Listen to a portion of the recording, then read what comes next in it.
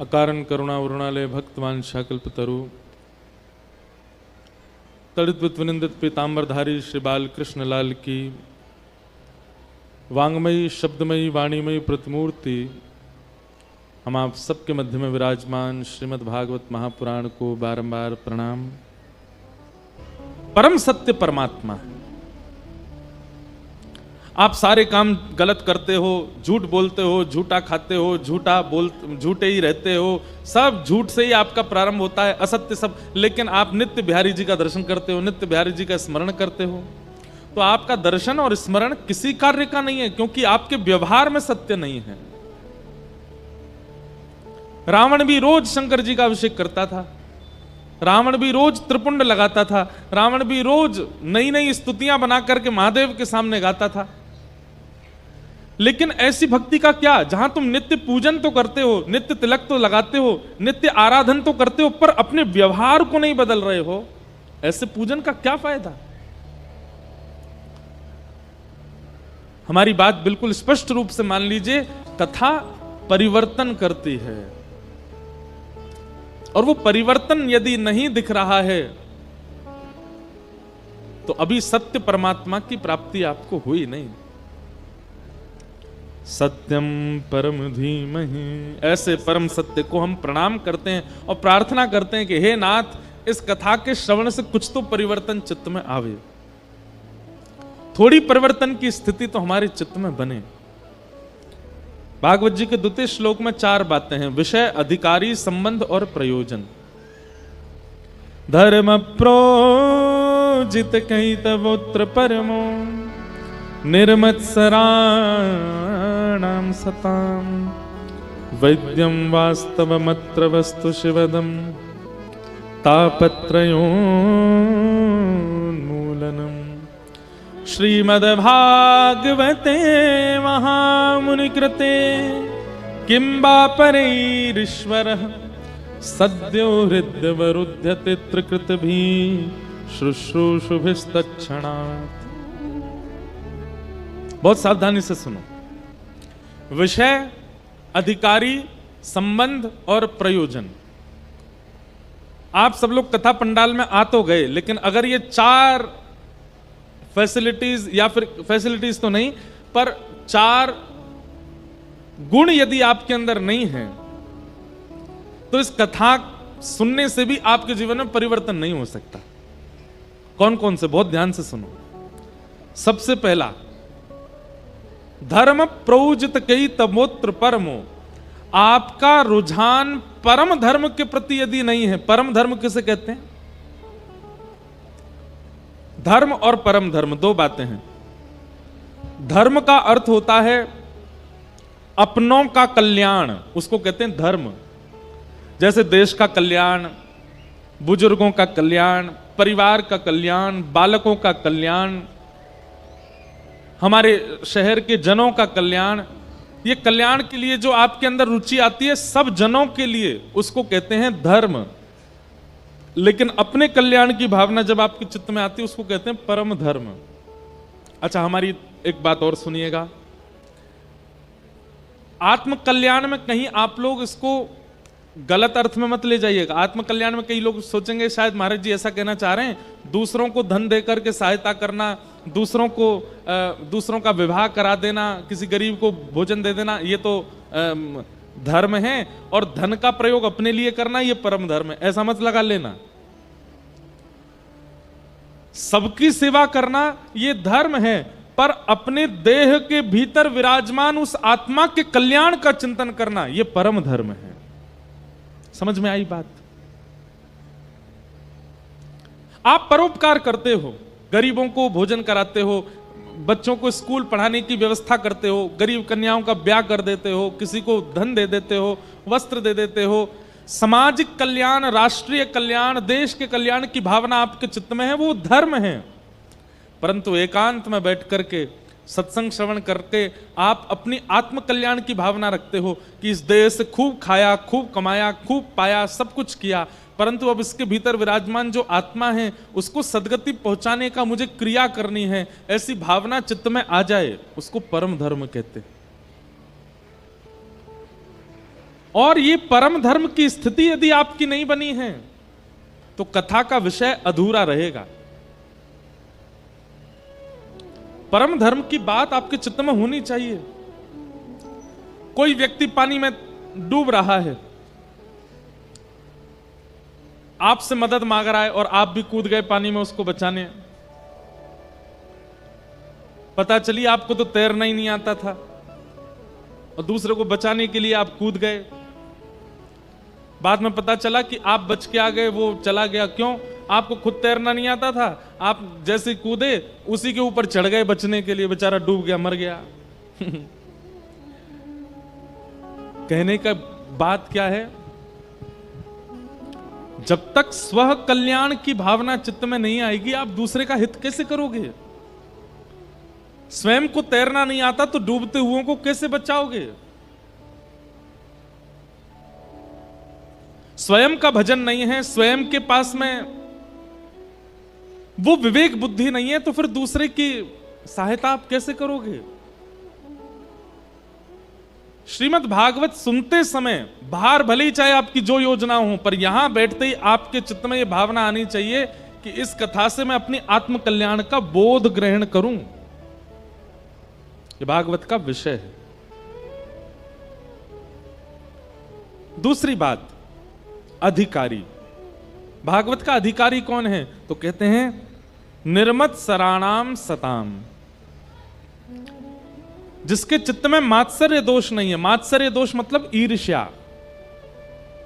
मैं हर कथा में एक बात कहता हूं, ठाकुर जी क्रोधी को मिल जाएंगे, ठाकुर जी लोभी को मिल जाएंगे, ठाकुर जी एक बार को कामी को भी मिल जाएंगे, भोगी को भी मिल जाएंगे, लेकिन ईर्ष्यालु को कभी नहीं मिल सकते। काम, क्रोध, लोभ, द्वेष, अभिनिवेश, अहंता, ममता, चिंता आदि जैसे दोष यदि आपके चित्त में हैं, तो भी आप भगवत सन्मुख हो सकते हो। लेकिन आपके चित्त में यदि ईर्ष्या का दोष है, ठाकुर जी कभी प्राप्त नहीं कर सकते। आप ईर्ष्यालु मत बनिए। और ईर्ष्या का दोष यदि चित्त में है, कहीं लिखिए उसको, किन किन से ईर्ष्या हो रही है, कब कब हो रही है, सब नोट डाउन करो। जैसे अपना कई लोगों को ब्लड प्रेशर होता है या शुगर होता है, वो मॉनिटर करते हैं ना, नाश्ता से पहले कितना शुगर था, भोजन के बाद कितना हमारा शुगर हो गया, ब्लड प्रेशर सुबह कैसा था, रात में कैसा है। ऐसे लोग मॉनिटर करते हैं और मॉनिटर करके फिर डॉक्टर को दिखाते हैं, तो डॉक्टर उसके अनुरूप प्रिस्क्रिप्शन लिखता है, दवाई देता है और आपका वो रोग ठीक होने लग जाता है। ठीक वैसे ही एक नया तरीका है, अपना के देख लीजिएगा, थोड़ा लाभ तो आपको मिलेगा। काम, क्रोध, लोभ, द्वेष आदि आदि आदि जो अवगुण है उनको नहीं, केवल ईर्ष्या को, ईर्ष्या को मॉनिटर कीजिए। कब कब ईर्ष्या होती है, किसको देख के ईर्ष्या होती है और कैसी बातें सुन के ईर्ष्या होती है। ईर्ष्या अधिकतर कब होती है? जब किसी की प्रशंसा बहुत ज्यादा हो रही हो, कोई हमसे ज्यादा सुंदर हो, कोई हमसे अच्छा पहन के आ गया हो, कोई हमसे ज्यादा कमा रहा हो, कोई हमसे अच्छा खा रहा हो। इन सब स्थितियों में ईर्ष्या होती है। ईर्ष्या को मॉनिटर कीजिए। और आज की डेट में तो पेन कॉपी लिखने की जरूरत नहीं, फोन है सबके पास। आप हमारी बात को मान लीजिए, 15 दिन में आपकी ईर्ष्या खत्म होगी। ईर्ष्या को मॉनिटर कीजिए। कब कब ईर्ष्या होती है? अब हुई, ये सामने से ये आ रहे थे, इनको देख के हुई। वो बगल में दुकान वाले हैं, उनकी इस बात को सुनकर के ईर्ष्या हुई। परिवार के इस व्यक्ति की बहुत प्रबलता देख करके मुझे ईर्ष्या हुई। और संपूर्ण मॉनिटर करके 1 दिन, 2 दिन, 3 दिन का पूरा मॉनिटर करो और तीसरे दिन अपने घर के ठाकुर जी को बताओ, हे ठाकुर जी, परसों से आज तक हमको इतनी बार ईर्ष्या हुई और इन बातों पर ईर्ष्या हुई, ऐसे ऐसे ईर्ष्या हुई, कृपा करके आप अनुग्रह कीजिए और इस ईर्ष्या के दोष को नष्ट कीजिए। आप ठाकुर जी से कहकर के पुनः उन्हीं चीजों पर जाइएगा, आप देखेंगे आपकी ईर्ष्या अब घटने लगी है। पहले पूर्ण रूपेण खत्म नहीं होगी, पर घट जाएगी। पहले किसी सुंदर को देख के हो गई थी, अब उसकी सुंदरता देख करके ईर्ष्या नहीं होगी। अब मन में भाव आएगा, ये इतना सुंदर है तो यार बतावे वाले हमारे बिहारी जी कितने सुंदर होंगे, इसके पास ये योग्यता है। हे ठाकुर जी, आप भी बड़े सरल हैं, आप भी बड़े बड़े करुणा हृदय हैं, सब पर करुणा करते हैं, कृपा करते हैं, ऐसे भाव आने लग जाएंगे। किसी के बच्चों को बढ़ता देख आपके मन में आएगा ठाकुर जी कोई बात नहीं, हमारे बालक नहीं बढ़ पा रहे, ठीक है, यहां नहीं बढ़े कहीं और बढ़ेंगे, लेकिन बाकियों के बच्चे खूब बढ़े। ऐसे ईर्ष्या भाव नष्ट होने लगेगा। क्यों? क्योंकि आपने ईर्ष्या के उस दोष को वैद्य रूपी श्री कृष्ण को बताया। हमारे अंदर अवगुण पनपते क्यों हैं? क्योंकि हम कभी ठाकुर जी को अवगुण बताते नहीं। अपने अवगुणों को मॉनिटर कीजिए और मॉनिटर करके ठाकुर जी को बताइए। ऐसो नमक हरामी मौसम, कौन कुटिल खल कामी, कौन कुटिल खल कामी मौसम, कौन कुटिल खल कामी। सूरदास जी जैसे भक्त जिन्हें कहा जाता है, सूरदास कौन है? बोले भक्तों के जहाज हैं। बोले सूरदास जी जहाज हैं, जिस जहाज में बैठ करके ना जाने कितने असंख्य भक्तों ने भगवत प्राप्ति कर ली। वो सूरदास कह रहे हैं कौन कुटिल खल कामी मौसम।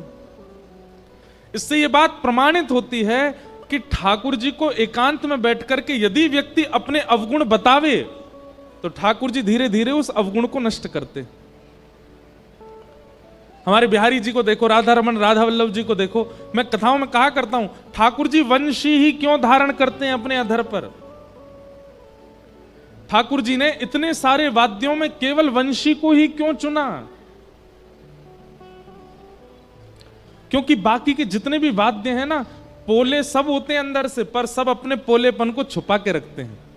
वंशी एकमात्र ऐसी है, वो जैसी है ठाकुर जी को प्रस्तुत कर देती है स्वयं को। ढोलक है, भीतर से तो खाली पड़ी है लेकिन दोनों तरफ से खुद को ढक रखा है। तबला है, भीतर से खाली है पर दोनों तरफ से ढक रखा है। सितार है, वो सितार का तंबूरा होता है पीछे, वो कद्दू के फल से बनता है शायद। पोला होता है अंदर से लेकिन छुपा रखा है। हारमोनियम बाजा है, भीतर इसमें खूब खालीपन होता है पर छुपा के रखता है। सारे वाद्य अपने आप को छुपा करके रखते हैं। एकमात्र वंशी ऐसी है जो अपने समस्त खालीपन को ठाकुर जी के आगे प्रस्तुत कर देती है। मतलब अपने दोष को छुपाती नहीं है ठाकुर जी, इसलिए ठाकुर जी उसको अधर पर धारण करते हैं। दो कारण, अवगुण ठाकुर जी के सन्मुख कह दो तो अवगुण सद्गुण हो जाएगा, और अवगुण यदि ठाकुर जी को बता दिए गए तो ठाकुर जी स्वीकार कर लेते हैं। ठाकुर जी कहते हैं भैया यहां में कोई लाग लपेट ना है, जे ने को वो अपने आप पे छुपावे ना है, जैसो है वैसो आगो मेरे सामने। भागवत में कथा आती कुब्जा, 3 जगह से कमर टेढ़ी उसकी। जब ठाकुर जी के सन्मुख से निकली, उसने अपने उस अंतरंग दीन स्वरूप को ठाकुर जी से छुपाया नहीं। भगवान उससे बात करने लगे तो कुब्जा बोली आप मुझसे चर्चा मत कीजिए। क्यों? आप त्रिभुवन सुंदर हैं और मैं अत्यंत कुरूपणी। मुझसे चर्चा करते हुए कोई आपको देख लेगा तो आपके ऊपर प्रश्न उठाएगा। ठाकुर जी ने मन में विचार किया, इसने अपने दोष को किंचित भी छुपाया नहीं तो लोग पता कैसे होते हैं, उनके अंदर एक दोष आ जाता है, उस दोष को छुपाने के लिए 5 झूठ और बोलते हैं।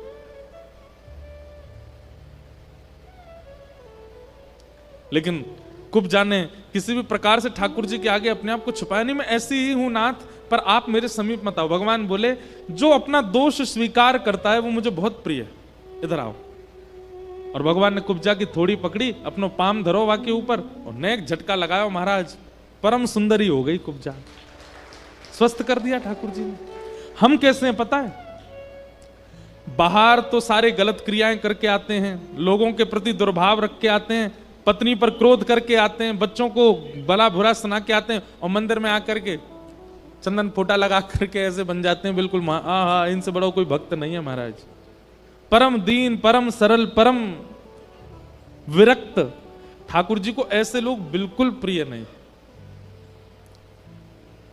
इसलिए भैया अपने दोषों को ठाकुर जी से कहो, अपने दोष ठाकुर जी से कहो। रसिक रसिक प्रीतम हित चित की बातें श्री गिरधारी जी सो कहिए, तलहटी गोवर्धन की रहिए। अपने मन की सारी बातें ठाकुर जी से कहो।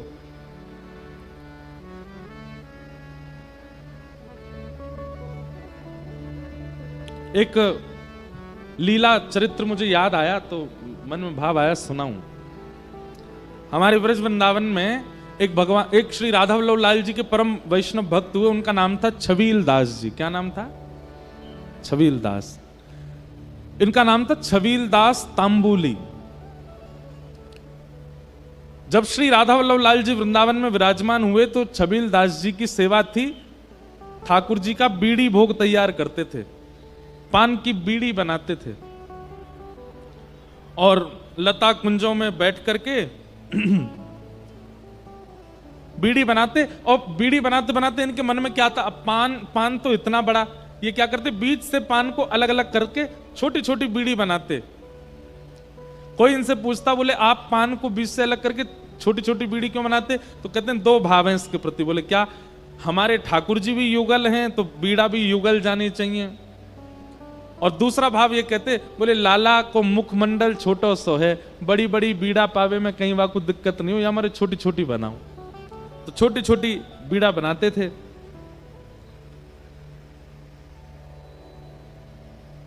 लेकिन जब बीड़ी बनाते थे तो मन में इनके भाव आता था कि पता नहीं श्री ठाकुर जी हमेशा चांदी के पात्र में बीड़ी भर के मैं धर आता हूं मंदिर में, कभी ऐसा सौभाग्य मिलेगा कि मैं बीड़ी बनाऊं और ठाकुर जी मुंह खोल के मेरे सामने बैठ जाएं, वो मोते कहें ले चल अपने हाथ से मुंह पवा दे। तो जब बीड़ी सेवा करते थे तो मन में ये उनके चिंतन चलता रहता था कि कभी ऐसा दिन आएगा कि नंद नंदन श्याम सुंदर सामने बैठे और बैठ के अपना छोटा सा मुख खोल के मुंह से कहें कि मुंह को बीड़ी पवाए थे। आहा,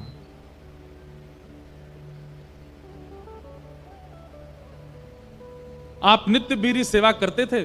एक दिन श्री हितरवंश महाप्रभु जी विराजमान थे और वो इनकी सेवा से इतने प्रसन्न थे। देखिए, सेवा कोई ना कोई चिंतन करते हुए करनी चाहिए ठाकुर जी की। भले ही आप श्रृंगार करते हो, भले ही आप चंदन घिसते हो, भले ही आप माला बनाते हो, भले ही आप भोग पधराते हो, उस समय चिंतन ठाकुर जी का ही रहना चाहिए। अब ठाकुर जी का भोग बना रहे हैं और बेटों को डांट रहे हैं, बच्चों से लड़ रहे हैं, पति से कुछ कह रहे हैं, ठाकुर जी स्वीकार ही नहीं करेंगे उस भोग को। जब कुछ सामग्री घर में बन रही हो तो नेत्र बंद हो, चिंतन चल रहा हो कि हे श्याम सुंदर, तभी आप सन्मुख बैठो, मैं अपने हाथ से आपको पवाऊं, ऐसी कोई शोभा हमें प्रदान करो। या फिर कुछ भी बनाते बनाते मन में विचार करो, अभी तो ठाकुर जी घर की सेवा है, नेक नेक आपको पवा रहे हैं, कभी संभव होएगा 56 भोग बनाएंगे, कभी ऐसा बनाएंगे। कुछ ना कुछ भगवत भाव का चिंतन उस समय मन में चलते रहना चाहिए, तो ही सेवा श्रेष्ठ मानी जाती, तो ही सेवा स्वीकार होती। सब लोग इधर देखो, इधर देखो, कथा सुनो। पर जब ये चले गए तो फिर ऐसा लगो कि मानो कोई कछु कछु चलो तो गयो, लेकिन आज फिर ते यहीं पंजाब में ही मिलना भयो है। अब पंजाब सुना, ब्रज सोई लग रहा है। क्यों? ब्रज वही जो रसिक दर्शन करावे। वो ब्रज कैसो जहां पे केवल लस्सी दिख रही है, जहां पे केवल कचौरी दिख रही है, जहां पे केवल कपड़ा पहनवे की शॉपिंग चल रही है, वो ब्रज थोड़ी है। ब्रज तो वो जानो जहां जितनी बार पलक झपकी जाए खोलवे पे कोई रसिक ही सामने दिखाई दे, वो ब्रज है, वो ब्रज मंडल है। पलक झपकवे पे तो नहीं, पर हाँ रात में सो रहे हैं, सवेरे उठ रहे हैं तो कोई रसिक ही दिख रहे हैं। या पंजाब की भूमि में हमारे चित्र विचित्र महाराज जी को बहुत भाव हो कि महाराज जी आप सुनाम में कथा सुनाओ, और ये सब परिकर महाराज जी की आज्ञा से, बिहारी जी की कृपा से यहाँ पे ये कथा है रही है। आज महाराज जी को आगमन भयो है। आप दोनों को व्यास मंच से खूब खूब स्नेह, खूब खूब प्रणाम, खूब खूब वंदन।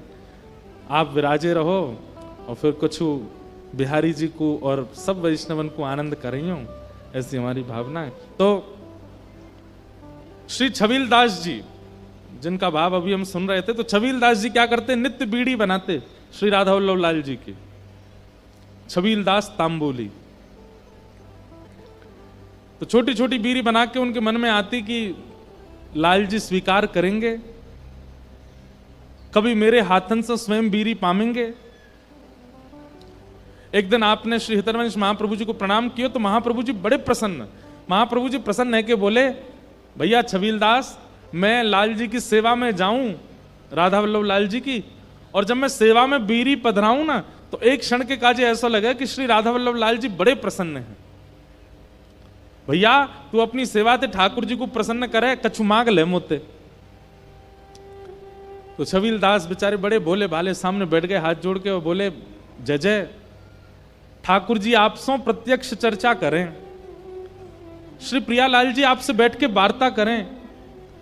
ये सौभाग्य आपको है कि आप उनको सुनो और वे आपकी सुने।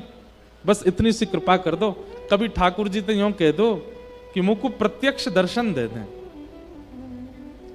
तो श्री हितरवंश महाप्रभु जोर से हंसे और जोर से हंस के बोले, उनकी रूप माधुरी को सहन कर पावेगो तू? यदि राधा वल्लभ जी सन्मुख तेरे प्रत्यक्ष प्रकट है गए तो तुम्हें इतनी सामर्थ्य है कि तू उनकी रूप माधुरी को सहन कर सके? चरण में प्रणाम करके बोलो, मेरी सामर्थ्य नहीं है पर आप कृपा करके सामर्थ्य देंगे ना। एक बात याद रखिएगा बंधुओं, गुरु कभी भी आज्ञा नहीं देते। मान लीजिए आपके गुरुजी ने आपको कहा, हाँ भाई तुमको 108 नाम जप रोज करना है। गुरु आज्ञा नहीं देते, गुरु सामर्थ्य देते हैं। यदि आपको बुलाकर के गुरुजी कह रहे हैं कि ऐसा ऐसा करो, तो ये मत सोचिए उन्होंने आज्ञा दी है, उन्होंने सामर्थ्य दिया आपको, आप करने जाओ, हो जाएगा अपने आप। गुरु की वाणी को आज्ञा मान करके मत जाइए, गुरु की वाणी को तो सामर्थ्य मान के जाओ। भले ही जेब में पैसा नहीं है, भले ही बैंक अकाउंट में कुछ भी नहीं पड़ा और गुरुजी कह दें, हाँ भाई एक काम करो, श्री ठाकुर जी का ऐसा ऐसा मंदिर बनाओ, आपको गुरुजी से फिर किंतु परंतु नहीं कहना है। गुरुजी कैसे होगा, क्या होगा, हम पे तो है नहीं, आप किसको आज्ञा दे रहे हैं, मेरे पास तो कुछ भी नहीं। गुरुजी ने अगर कह दिया ऐसा करो, आप विश्वास मान लो, बोले गुरुदेव कह रहे हैं, इसका मतलब सामर्थ्य भी गुरु ही दे रहे हैं। आप बस करने चलो, अपने आप होगा। कितनी बार देखा गया ऐसा, और कितनी बार नहीं, हर बार जब जब शिष्य ने गुरु की आज्ञा को सामर्थ्य माना, वो शिष्य कभी हारा नहीं। छबील दास कहते हैं, मेरी सामर्थ्य तो इतनी भी नहीं कि मैं बीड़ी भोग बनाऊं, पर आप यदि सामर्थ्य देंगे तो निश्चित हो जाएगा। हितरवंश महाप्रभु ने ऐसे ही बैठे बैठे केवल हाथ फेर दिया, हंस गए थोड़े से। छबील दास का रोज का नियम था छोटी छोटी बीड़ी बनाना, चांदी के पात्र में लेकर के श्री राधा वल्लभ जी के सन्मुख पधरा के आना। आज छबील दास जैसे ही राधा वल्लभ जी के प्रांगण में गया, कोई नहीं था वहां पर, कपाट खुले हुए हैं, कोई भी नहीं है, ना दर्शनार्थी है, ना अर्चक है, ना कोई पुजारी है, ना भीतरिया है, ना बाहरिया, कोई भी नहीं है। और कपाट खुले हैं और सिंहासन पर भी कोई नहीं बैठा है। छबील दास तो देख करके बड़ा भयभीत हो गया, बोले जे कैसी लीला है रही है भैया, मंदिर में भी कोई ना है और कोई ना घूम रहा ना डोल रहा, और ठाकुर जी के सिंहासन पर भी ठाकुर जी नहीं है। घबरा गया। जैसे उसने चारों ओर देखा, तभी एक नव निकुंज थी, वह निकुंज में से सुंदर पीतांबरी पहने, नील वर्ण श्याम सुंदर, अद्भुत शीश पर मणियों का मुकुट धारण किया है, कटाक्ष नेत्र हैं, मुख में लालिमा है, गोल गोल गाल चमक रहे हैं, और ठाकुर जी त्रिभंग लली श्याम सुंदर मटक मटक के चलते भय आ रहे हैं। और निकुंज में से जैसे ही सन्मुख आए, छबील दास तो देख करके आंखन की पलक झपकनो भूल गयो, श्वास लेनो भूल गयो, हिलनो डुलनो भूल गयो, वो तो यो भूल गयो मैं कौन हूं, मेरो नाम का याददाश्त चली गई बाकी। और ठाकुर जी एक वृक्ष से टेक लगा करके टेढ़े खड़े है गए और छबील दास को देखने लगे और धीमे से बोले, अरे खड़ो ही रहेगो, बीरी बना के लायो है, पवावेगो ना, चल आ जल्दी बीरी पवा दे मोकू। छबील दास ने कभी विचार किया था कि श्याम सुंदर सन्मुख आए और मेरे हाथ से बीरी पाए। धीरे धीरे चल रहा है, पैर रख कहीं रहा है, जा कहीं रहे हैं, स्थिति तन की उसके वश में नहीं रही। धीमे से ठाकुर जी ने हाथ पकड़ो, कहां को जा रहा हो भैया, मैं यहां खड़ा हूं, इतकू आ। और सामने खड़े करके बोले, चल अब बीरी पवा दे मोकू। छबील दास के हाथ कांप रहे हैं, ठाकुर जी अपने हाथ से पकड़े, बोले घबरावे मत, मैं कोई हवा थोड़ा ही हूं, जय जय हूं मैं, पवा दे। जैसे छबील दास ने बीड़ी लेकर के ठाकुर जी को पाई, ठाकुर जी ने पूरी नहीं पाई, नेक बीड़ी लेकर के अपने कोमल मोतीन जैसे दांतन से नेक बीड़ी खाए के और अपने हाथ से बची भाई बीड़ी पकड़ के छबील दास के मुख में डाल दी। और जैसे ही अब बताओ आगे कहा भयो होगो।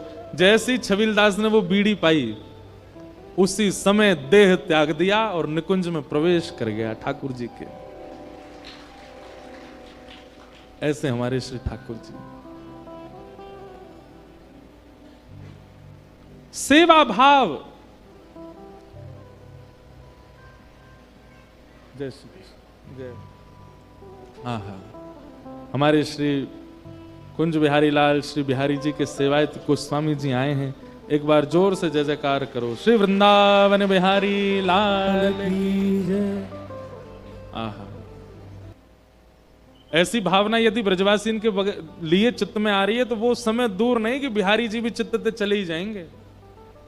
या हमारे ब्रज के जनन से तो बहुत प्रेम करना चाहिए। ठाकुर जी तो ज्यादा उकल लो, कोई वहां में बुराई नहीं है, लेकिन प्रेम तो ब्रजवासी से होना चाहिए। हमारे श्री बिहारी जी के सेवाधिकारी सब गोस्वामी यहाँ पधारे हैं। पूज्य श्री संजीव गोस्वामी जी, श्री नितिन गोस्वामी जी, श्री राजू गोस्वामी जी, श्री सचिन गोस्वामी जी वृंदावन बिहारी लाल जी के चरणन से आप सबन के काजे खूब प्रेम स्नेह आशीष लेकर के आए हैं। आप सब सुनामवासियों की ओर से समस्त गोस्वामियों को बारंबार प्रणाम, बारंबार वंदन। वही बात है, इतनों तो हम ब्रज में ना मिल पाए जितनों पंजाब में मिल रहे हैं। आप सब लोगों को खूब स्नेह है। तो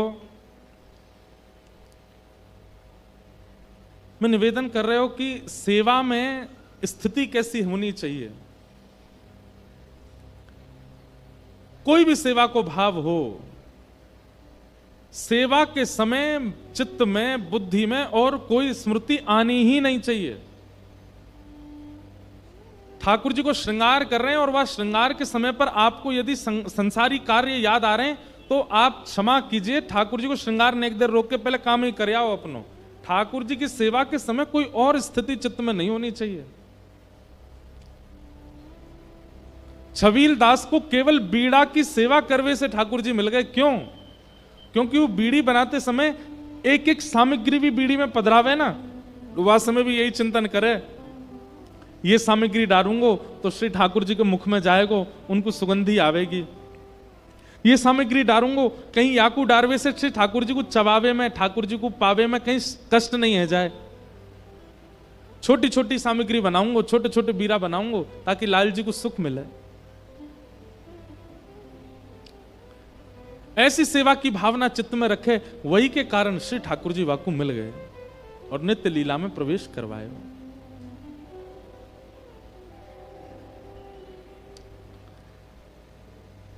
निर्मत्सराणाम सताम, मात्सर्य दोष नहीं। आपके अंदर और कितने भी दोष हों, उन सब दोषों से ठाकुर जी रीझ जाएंगे, लेकिन कहीं अगर ईर्ष्या का दोष चित्त में आ गया, भक्तमाल जी उतार करके देख लियो, सब प्रकार के दोष युक्त भक्तन से ठाकुर जी मिल लिए, लेकिन ईर्ष्यालु भक्त से ठाकुर जी नहीं मिले। ईर्ष्या का भाव जिसके चित्त में, ठाकुर जी बातें दूर ही रहे में। रावण, कंस, पूतना, अघासुर, बकासुर, धेनुकासुर आदि आदि इतने सारे राक्षस हैं, सबसे ठाकुर जी मिले हैं। लेकिन जिसके चित्त में ईर्ष्या की भावना है, उससे ठाकुर जी नहीं मिले। ईर्ष्या मतलब जलन, ईर्ष्या मतलब दूसरे के सुख से होने वाली पीड़ा, ये ठाकुर जी को बिल्कुल प्रिय नहीं। और भागवत जी में लिखा निर्मत्सराणाम सताम, जिसके चित्त में मात्सर्य दोष है, ठाकुर जी उससे नहीं मिलते। भागवत जी का अधिकारी बनना है, वृंदावन का अधिकारी बनना है, ठाकुर जी को अधिकारी बनना है, तो बाकी सारे दोष भले ही रहें तो चित्त में, ठाकुर जी सब में मंगल करेंगे, लेकिन ईर्ष्या के दोष को निकालो। वैद्यं वास्तवमत्र वस्तु शिवदं तापत्रयोन्मूलनम्। आहा, अब यहां उद्देश्य बताया गया तीसरी बात में। पहला विषय अधिकारी और तीसरा संबंध। कथा श्रवण करने वाले हर श्रोता का एक ही उद्देश्य होना चाहिए, एक ही उद्देश्य होना चाहिए कि ठाकुर जी से उसका कोई संबंध स्थापित हो, ठाकुर जी से उसका कोई संबंध व्यवस्थित हो। क्षमा कीजिएगा, मैं अपनी कथा में कहूं भैया ठाकुर जी को भगवान मानो, भगवान के प्रति जैसी भावना होनी चाहिए, शुद्धता होनी चाहिए, पवित्रता होनी चाहिए, सब रखो, पर जब ठाकुर जी के सन्मुख जाओ तो आप कोई संबंध की दृष्टि से उनको देखो कि ये आपके कौन लगते हैं, इनमें आपको किनको दर्शन हेरो है, ये भावना चित्त में रखो। कोई को लाला दिखें, कोई को सखा दिखें, कोई को पति दिखें, कोई को गुरु दिखें,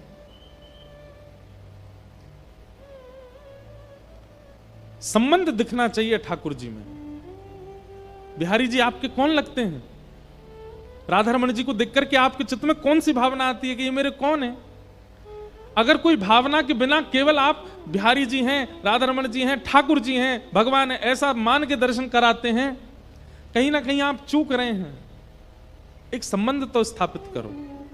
अच्छा एक बात और, संबंध स्थापित दोनों तरफ से होता है, एक तरफ से नहीं। आपने ठाकुर जी को कुछ मान लिया, लेकिन ठाकुर जी ने आपको नहीं मानो तो भी काम नहीं बनेगा। आपने अगर ठाकुर जी को कुछ माना है तो ठाकुर जी से कहो, हे ठाकुर जी हम आपको या रूप में देखें, हम आपको या भाव में देखें, अब आप भी हमें प्रस्तुत करके दिखाओ कि आप भी हमें यही संबंध में स्वीकार कर रहे हो कि नहीं। फिर उसके बाद घटने वाली घटनाएं, उसके बाद होने वाले अनुभवों के द्वारा ठाकुर जी ये अनुभव कराएंगे, अनुभूति कराएंगे कि हां उनने वो संबंध स्वीकार किया कि नहीं। जैसे हम अपनी कुछ बात बता रहे हैं आपको, मंदिर में जाओ, कहीं भी जाओ दर्शन करवे, जहां आपकी बड़ी निष्ठा वहां जाओ और ठाकुर जी से कहो, हे ठाकुर जी हमारी आपके प्रति सखा की भावना है, लेकिन आप हमें सखा मानते हैं कि नहीं, इसका ये कैसे पता चलेगी? आज हम दर्शन करवे आ रहे हैं, यदि मंदिर में ऐसा ऐसा कुछ हुआ हो, पहले ही सोच लो, ऐसा ऐसा कुछ हुआ, तो हम समझ जाएंगे ठाकुर जी आप भी हमको यही संबंध में स्वीकार कर रहे हो। जैसे विचार कर लो, आज ठाकुर जी की पोशाक कैसी होगी? आज नीली पोशाक हो, अभी दर्शन नहीं किए, पहले ही सोच लो, नीली पोशाक हो, मोतिन की माला हो, ठाकुर जी ने सिर पर सुंदर मोर मुकुट धारण किया हो, पंच मोर पुच्छ के पेच धारण किए हों, कानन में मकराकृत कुंडल हों, आदि आदि ऐसे कुछ विचार करके जाओ।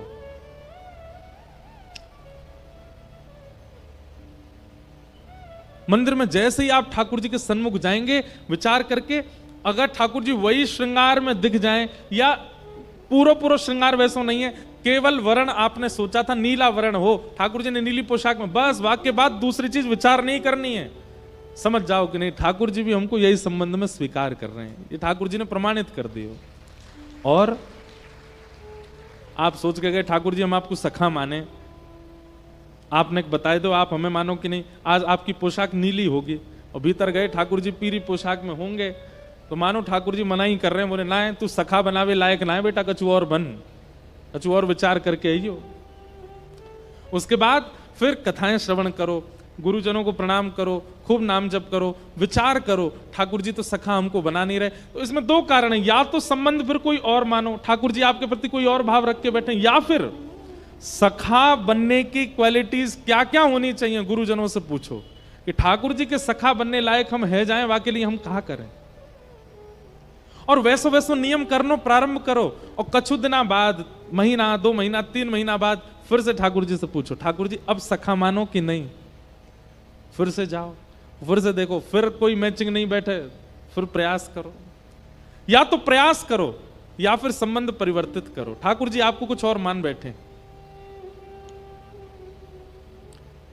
मीराबाई का भाव ठाकुर जी के पति का ही है, और ठाकुर जी उसी भाव में दिखते हैं।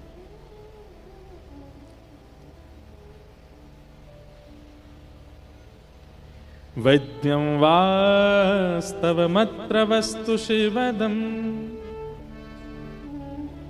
ठाकुर जी के प्रति संबंध। अच्छा अब बात ये तो है कि ठाकुर जी से आपने पूछा कि वो आपको सखा मानते हैं कि नहीं, या आपके संबंध को उन्होंने स्वीकार किया कि नहीं, लेकिन यदि आपका संबंध अस्वीकार कर दिया ठाकुर जी ने अपने श्रृंगार के द्वारा, या जो आप सोच के गए वैसा नहीं हुआ, तो इसका मतलब ठाकुर जी मना कर रहे हैं। तो फिर उसके लिए सबसे श्रेष्ठ क्या है? भागवत जी इसी उद्देश्य से सुनो उद्देश्य क्या है? वो ठाकुर जी हमको सखा बनाने हैं अपने, और वही भाव से कथा सुन रहे हैं, वही संकल्प लेकर के कथा सुन रहे हैं कि ठाकुर जी हमारे सखा बन जाएं, नित्य कथा सुनो। वैद्यम वा भागवत जी का तीसरा कारण ही यही है, विषय, अधिकारी, और तीसरा है संबंध। ठाकुर जी अपने से लगने लग जाएं। चौथी बात आती है प्रयोजन। भागवत कथा का प्रयोजन क्या है? तो कहते हैं तापत्रयोन्मूलनम। 3 प्रकार के ताप, ताप यानी दुख हैं हम सबके जीवन में, आदि दैविक, आध्यात्मिक और आदि भौतिक। कथा सुनने वाला, कथा करने वाला, कथा में ही निरंतर रहने वाला, निरंतर सत्संग की बुद्धि में रहने वाले व्यक्ति को संसारी आपत्ति, विपत्ति, तापों से ज्यादा फर्क नहीं पड़ता। कथा सुनने वाले, कहने वाले के चित्त में ताप नहीं आते, जीवन में ताप नहीं आते, ऐसा बिल्कुल भी नहीं है, निश्चित आते हैं।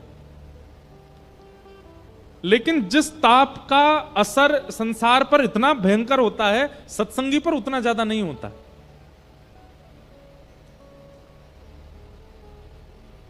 भोजन करने के लिए बैठे, लेकिन अनुकूल सब्जी नहीं है, अनुकूल दाल नहीं है, तो संसारी व्यक्ति मचल जाएगा।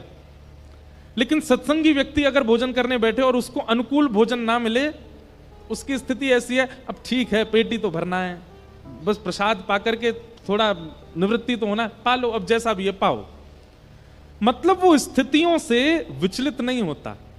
सत्संगी व्यक्ति का ये प्रमाण है। गैर सत्संगी व्यक्ति किसी सभा में पहुंच जाए और वहां उसका सम्मान ना किया जाए, आदर ना किया जाए, तो वो मचल जाएगा। अरे हमको बुला लिया, हमसे पूछी तक नहीं, हमको बैठवे तक की नहीं कही, पानी तक नहीं पूछा किसी ने। लेकिन सत्संगी व्यक्ति यदि भरी सभा में उसका सम्मान होता है तो उसको पीड़ा होती है, अरे भाई काय को इतना कर रहे हो, हम इतने योग्य तो है नहीं, नीचे ही बैठ जाएंगे, हम तो यहीं कर लो, हमें इतना ज्यादा कुछ नहीं।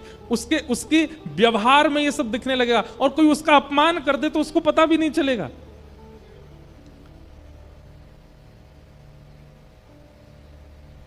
इधर देखो, यहां देखो, यहां देखो, हम इतने बड़े माइक पे बोल रहे हैं, उनने ऐसे बोल दिया, आप उनको देखने लगे। विक्षेप नहीं कथा में। हमारे पूज्य पिताजी महाराज एक घटना सुनाते कि वृंदावन में सुदामा कुटी है। जब आप वृंदावन परिक्रमा लगाओगे तो पानी घाट पर सुदामा कुटी नाम का स्थान है, वहां बहुत संतों के दर्शन होते हैं। तो श्री सुदामा कुटीर में एक बार एक बहुत बड़ी संत संगोष्ठी हुई, और उस संत संगोष्ठी में जब संत सम्मेलन होता है ना, तो उसमें एक संत को अध्यक्ष बनाया जाता है मंच पर। अध्यक्ष का मतलब क्या है? सब लोग अपने अपने अपने अपने भाव कहेंगे और अंत में उन सबके भावों को लेकर के मूल भाव पूरी सभा का अध्यक्ष कहेगा, और जो अध्यक्ष कहेगा वही बात प्रमाणित, और उसके बाद वो सभा विश्राम हो जाती है। और अध्यक्ष की भूमिका बहुत बड़ी होती है। तो उस सभा में अध्यक्ष थे हमारे पूज्य दादा गुरुदेव श्रीमद रामानुजाचार्य गुरु जी, पूज्य पिताजी महाराज के गुरुदेव, हमारे दादा गुरु। अयोध्या के संत आए, हरिद्वार के संत आए, ऋषिकेश के संत आए, सब लोग मंच पे बैठे थे और खूब भीड़ बैठी थी महाराज, दूर दूर तक लोग ही लोग बैठे थे। अब जैसे हमारे गुरुदेव भगवान आए, उनके तो वस्त्र ऐसे होते थे कि अगर कभी पिताजी वस्त्र आदि भेज देते थे कहीं धोबी के यहाँ धुल के आ जाएं बढ़िया व्यवस्थित होके, तो गुरुजी उसको कुएं के पानी से स्वयं अपने हाथ से धो के बिगाड़ देते थे। मतलब ज्यादा स्वच्छ वस्त्र पहनना या ज्यादा बिल्कुल व्यवस्थित रहना, ये वैष्णव भेष वैसे ऐसा नहीं होता। वैष्णव तो बहुत सहज रहता है, सरल रहता है। हमारे गुरुदेव भगवान की ऐसी धोती, ऐसे ऐसे कुर्ता, ऐसा सरल सा स्वरूप कि कोई उनको पहचान ही नहीं पाया, जबकि सभा के अध्यक्ष थे वो। तो जैसे ही आए तो आगे आने लगे मंच के लिए, तो पीछे ही लोगों ने कहा, ए बाबा कहां जा रहा है, यहीं बैठ जा चल। जबकि वो सभा के अध्यक्ष हैं, तो बेचारे वहीं बैठ गए पीछे ही, जहां पर सबके जूते चप्पल उतरे हुए, तो वहीं बैठ गए। और बैठ करके और वहीं से पूरी सभा देखने। मंच से बार बार कहा जा रहा था, भैया सेवा कुंज वाले गुरुजी, पूज्य ठाकुर जी महाराज के गुरुजी, श्री रामानुज गुरुजी जहां कहीं भी हो मंच पे आए, अध्यक्षता संभालें। और बेचारे जैसे ही अनाउंस होता तो उठते, आगे आने को होते तो सब लोग, ए बाबा बैठ जाए यहीं पे, कहां जा रहे हो आगे। अब उस किसी से कहे होंगे भैया ये हमको ही बुला रहे हैं, बोले चुपचाप बैठे रहो, तुमको बुला रहे हैं, यहीं बैठ जाओ हमारे पास ही। इतने सरल सीधे बेचारे, पूरी सभा पीछे बैठ के सुनते रहे। तभी एक संत की दृष्टि पड़ गई उन पर और उन्होंने हल्ला कर दिया, अरे अरे रामानुज गुरु जी तो वो बैठे। दौड़ करके सब गए, पूरी सभा खड़ी हो गई, सबने जाकर के बीच से उनको उठाया, बोले अरे महाराज जी आप यहां क्यों बैठ गए। वो साथ में जो व्यक्ति बैठा था रोने लगा, बोले भगवान मुझसे गलती हो गई, ये तो 3-4 बार उठे थे, मैंने सोची पता नहीं कौन सा बाबा मोड़ा आगो कहीं बाहर थे उठ के, मैंने बार बार बैठा दिए ये, और ये भी बेचारे इतने सरल बैठ ही गए यहाँ पे। सबने उनको दंडवत किया, बोले कि आपकी सरलता सहजता, और उनको बिल्कुल अपमान का बोध नहीं हुआ, बड़े प्रसन्न हो रहे थे, बड़े खिलखिल के हंस रहे थे। बोले आज तो हमें बहुत अच्छा लगा, पूरी सभा सामने से बैठ के सुनने का अनुभव हुआ। सब संत उनकी बड़ी प्रशंसा करने लगे, कैसे सरल मूर्ति, कैसी सहज मूर्ति।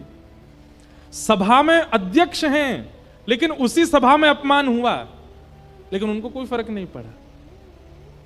कभी कभी हमें लगता है हमारा कथा कहना, आपका कथा सुनना वास्तव में घट रहा हमारे ऊपर। इतनी सी पीड़ा, इतनी सी प्रतिकूलता आ जाती है, हम विचलित हो जाते हैं। इतनी सी प्रतिकूलता आ जाती है, हम लोग दुनिया अधर कर देते हैं और हम कहते हैं कि हम कथा सुनते हैं, हम कथा करते हैं।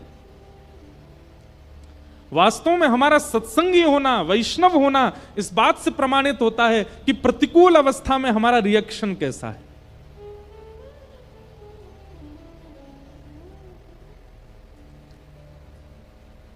तापत्रयोन्मूलनम, श्रीमद् भागवत आदिदैविक, आदिभौतिक, आध्यात्मिक समस्त तापों का उन्मूलन कर देती है। फिर चाहे जीवन में संकट आए, चाहे जीवन में अपमान आए, चाहे जीवन में पीड़ा आए, आप एक रस रहोगे। हमारे ब्रज के संतों से कभी कभी मिलने जाते हैं ना, कभी कभी देह का इतनी पीड़ा उनको होती है, पर देह की उस अनंत पीड़ा में भी परम प्रसन्न रहते हैं। क्यों? यही तो आध्यात्मिकता है। नहीं तो संसारी में और भजनानंदी में अंतर क्या हुआ? बुखार आने पर वो भी रो रहा है और बुखार आने पर नाम जप करने वाला भी रो रहा है। दाल बिगड़ जाने पर वो भी गुस्सा हो रहा है और दाल बिगड़ जाने पर भजनानंदी भी गुस्सा हो रहा है। जीवन में आए मानसिक तनाव पर डिप्रेशन में जाता है संसारी व्यक्ति और उसी डिप्रेशन में चला गया नाम जापक। तो फिर मीराबाई की तो क्या स्थिति होती? मीराबाई जैसा जीवन आज का कोई बालक जी दे, डिप्रेशन में, एंजाइटी में जाकर के प्राण त्याग देगा अपने। लेकिन मीराबाई प्रसन्न मुद्रा में केवल नाचती रहती हैं, आनंद में रहती हैं, कोई पीड़ा नहीं होती उनको।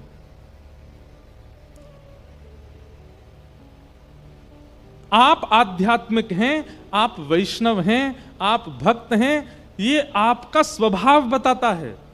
आपका तिलक नहीं, आपकी कंठी नहीं, आपका नाम जप नहीं, आपका स्वभाव बताएगा। परिस्थिति आने पर आपका व्यवहार बताता है कि आप वैष्णव हो कि नहीं हो। तापत्रयोन्मूलनम। मीराबाई से मुझे ये पद बहुत अच्छा लगता है उनका। उनके सब सेवक गण कहते थे, ए भाई साहब तुम नाम जप क्यों करती हो, तुम नृत्य क्यों करती हो, तुम ठाकुर जी की सेवा क्यों करती हो, और करना भी है तो एकांत में करो। अब तुम नाम जप करती हो तो ऐसा करताल बजाती हो कि पूरे मेवाड़ में गूंजती है आवाज। राणा को पता चलता है तो वो फिर आपके ऊपर संकट भेजता है। मत किया करो, और करना भी है तो धीमे धीमे कर लिया करो। उसको क्यों इतना आपका स्वर सुनकर के वो और ज्यादा विचलित होता है। मेरा तापत्रयोन्मूलनम। वैष्णव भक्त का यह परिचय है कि जीवन में आने वाली आपत्ति, विपत्ति, संकट, क्लेश, इनसे उसके स्वभाव पर ज्यादा फर्क नहीं पड़ता, ज्यादा पीड़ादार नहीं होती। कुम्मनदास जी के चरित्र का एक इतना सुंदर भाव है, मैं कहा करता हूं कथा में। श्री कुम्मनदास जी के एक पुत्र की मृत्यु हो गई, 7 पुत्र थे उनके। एक पुत्र की मृत्यु हो गई तो हमारे अष्टछाप के कवि श्री कुम्मनदास जी को जैसी पता चली कि पुत्र की मृत्यु हुई है, आप मूर्छित होकर गिर पड़े। सब में हल्ला है गयो, भैया कुम्मनदास तो मूर्छित है गयो। अरे भैया याते बढ़िया तो हम लोग हैं, हमारे जीवन में आवे वाले संकटन पे हम लोग झेल लें, ये तो झेलो ना पायो, मूर्छित है गयो। पर गोसाई श्री विठलनाथ जी को जब पता चला कि सुकुम्भन दास जी मूर्छित हो गए, तो गोसाई जी बोले वो इस बात से मूर्छित नहीं हुए हैं कि उनके पुत्र पधार गए हैं। तो बोले किस बात से मूर्छित हुए? बोले मुझे पता, मैं बताता हूं अभी। गोसाई जी गए और कुंभन दास जी से बोले, हे कुंभना, हमको पता है तुम इसलिए मूर्छित हो गए हो क्योंकि तुमको यह लग रहा है कि अब तुम्हारे पुत्र मर गया, 13 दिन का अशुद्धि हो गई घर में, और 13 दिन तुम ठाकुर जी का दर्शन नहीं कर पाओगे। लेकिन तुम चिंता मत करो, हम मंदिर की एक खिड़की खोल देंगे, वहां से तुम ठाकुर जी को देख लिया करना। ये बात सुनते ही कुंभन दास जी की मूर्छा टूट गई, तुरंत उठ करके खड़े हो गए और खड़े होकर के बोले, जय हो जय जय। बस यही अभिलाषा चित्त में कि ठाकुर जी के। अब सोचो, पढ़े लिखे व्यक्ति इस बात पर प्रश्न उठा सकते हैं, बोले बताओ ये कोई बात है, ये कोई स्थिति है? लेकिन वास्तव में तापत्रयोन्मूलनम यही भाव है कि संसार की बड़ी से बड़ी विपत्ति भी जीवन में आती है, पर वैष्णव पर उसकी पीड़ा दिखती नहीं है। वो उतना असर, उतनी छाप अपनी छोड़ नहीं पाती। उसको तो एक ही पीड़ा होती है, सुनाम में कथा हो रही, हम सुन नहीं पा रहे। हमारे यहां कोई भक्त चरित्र सुना रहा है, हम वहां जा नहीं पा रहे, या हम ठाकुर जी की सेवा कर नहीं पा रहे, हम नाम जप नहीं कर पा रहे, वृंदावन जाने का मन है पर जा नहीं पा रहे। उसकी पीड़ा केवल यही है, इसके अतिरिक्त उसकी और कोई पीड़ा नहीं हो सकती। भोजन का, निद्रा का, वस्त्र का, खान पान का, व्यवहार का, विचार का, परिवार का, ये सारी पीड़ाएं एक वैष्णव को इतना प्रभावित नहीं करते, उसमें सम रहता है वो। तापत्रयोन्मूलनम। अब देखो एक बात,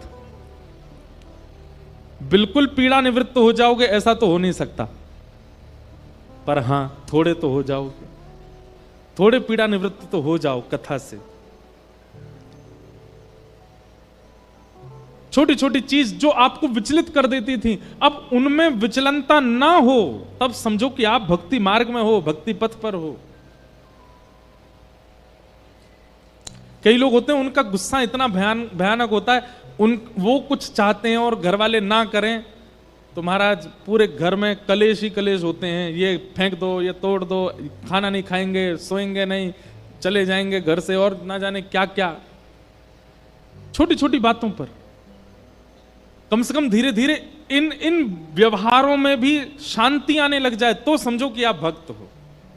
पर पूर्ण उपद्रव मचाते हो, तिलक लगाए घूमते हो, कोई फायदा नहीं उसका।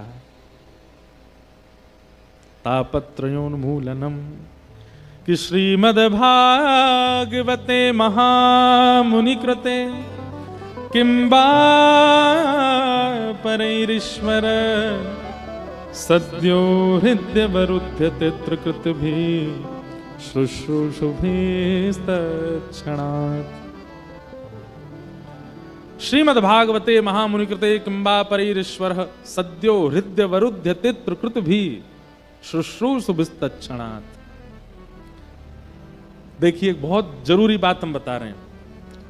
श्रीमद् भागवत जैसे ही सुनने के लिए व्यक्ति तत्पर होता है, उसी क्षण ठाकुर जी उसके चित्त में विराजमान हो जाते हैं। आप लोग यहां बैठे हैं, कथा सुन रहे हैं, निश्चित है कि ठाकुर जी अभी चित्त में विराज रहे हैं और आगामी 7 दिन तक विराजे रहेंगे। आपको क्या करना है? 8वें दिन जब यहां कथा पूरी हो जाएगी, उस दिन भी विराजित रहें और उसके बाद भी अनंत विराजमान रहें, वो क्रिया आपकी है। वक्ता कथा सुना करके, कथा कह करके ठाकुर जी को चित्त में विराजमान कर देगा। और यहां तो कह रहे हैं कि वक्ता से ना भी सुनी हो, केवल आपने प्रचार देख लिया हो कि कथा होने वाली है, तो मन बना लिया हो कि हम कथा जाके सुनेंगे। सुनने की इच्छा मात्र से हरिश्चित्तम समाचरित, कथा सुनने की इच्छा प्रकट होते ही ठाकुर जी चित्त में आ जाते हैं। लेकिन ताली तो हम बजाएंगे जब 7 दिन बाद ठाकुर जी चित्त में रहेंगे या नहीं रहेंगे वो जान करके। ये 7 दिन तो ठाकुर जी हैं चित्त में, पर 8वें दिन से भी वैसे ही है गए जैसे पहले हते, कोई फायदा नहीं। फिर बीज तो बूब गया, जल तो पड़ गया, प्रकाश सूर्य का तो आ गया, लेकिन वो पौधे से वृक्ष बने, ये जिम्मेवारी उसकी रखवाली करने की होती है। आपके चित्त में भक्ति का बीज तो बूब गया है, कथा का प्रकाश तो पड़ गया है, वाणी के द्वारा कीर्तन के द्वारा जल भी सिंचित हो गया है, लेकिन अब वह धीरे धीरे धीरे धीरे पुष्पित हो, पल्लवित हो, वृहद हो, इसकी जिम्मेवारी आपकी है। मीराबाई का वृक्ष वृहद हुआ, गोस्वामी तुलसीदास जी का वृक्ष अति वृहद हुआ। और देखिए वृक्ष से क्या मिलता है? पुष्प मिलता है, फल मिलता है और वायु मिलती है, और सबसे बड़ी बात छांव मिलती है। भक्ति कब मानिए कि आपकी लागू हो चुकी है? जब आपकी भक्ति से पुष्प यानी कि सुगंध और सुंदरता प्रकट होती हो आपकी भक्ति से। जितने भी भक्त चरित्र हैं सबकी भक्ति से सुगंधी भी आती है और सुंदरता का भी अनुभव होता है। दूसरा, वृक्ष से फल प्राप्त होता है। फल का कार्य क्या है? रस देना और क्षुधा निवृत्त करना। क्षुधा मतलब भूख को निवृत्त करना। भक्ति कैसी होनी चाहिए? जो संपर्क में आवे उसको रस भी मिले और उसकी जो भूख है, भले ही वो ज्ञान की हो, प्रेम की हो, जिज्ञासाओं की हो, वो सारी भूख निवृत्त हो रही हो उसकी। भूखा व्यक्ति जो होता है ना, बोलता ही रहता है, बोलता ही रहता है, लेकिन जैसे पेट भर जाता है ना, व्यक्ति को थोड़ी देर के लिए शांति हो जाती है। मतलब आपके संपर्क में आने वाला व्यक्ति आया तो था भूखा, लेकिन आपके संपर्क में आके आपकी भक्ति से यह प्रभाव पड़ा, अब शांत हो गया, अब स्थिर हो गया। तो वृक्ष पुष्प देता है, आपकी भक्ति रूपी वृक्ष से पुष्प प्रकट होना चाहिए। पुष्प में सुगंधी होती है और पुष्प में सुंदरता होती है। दूसरी बात, वृक्ष फल देता है, आपके भक्ति रूपी वृक्ष से फल उत्पन्न होना चाहिए जिसमें रस हो और दूसरे की भूख निवृत्त करने की सामर्थ्य हो। और तीसरा, वृक्ष छांव देता है। संसार की अनंत विपदाएं हैं जो हर मानव के ऊपर आती जा रही हैं। जैसे दोपहर में सूर्य के प्रकाश में व्यक्ति विचलित होता है, ऐसी संसार में दुनिया भर की पीड़ाएं जीवन में आ रही हैं। लेकिन आप एक भक्त हैं और आपके आश्रय में अत्यंत पीड़ित व्यक्ति आया तो उसको ऐसी शांति होने लगी जैसे भयंकर धूप में कोई वृक्ष के नीचे खड़ा होकर के शांति प्राप्ति करता है। आपके आश्रय से उसको शांति का अनुभव होने लग जाए, छांव का अनुभव होने लग जाए।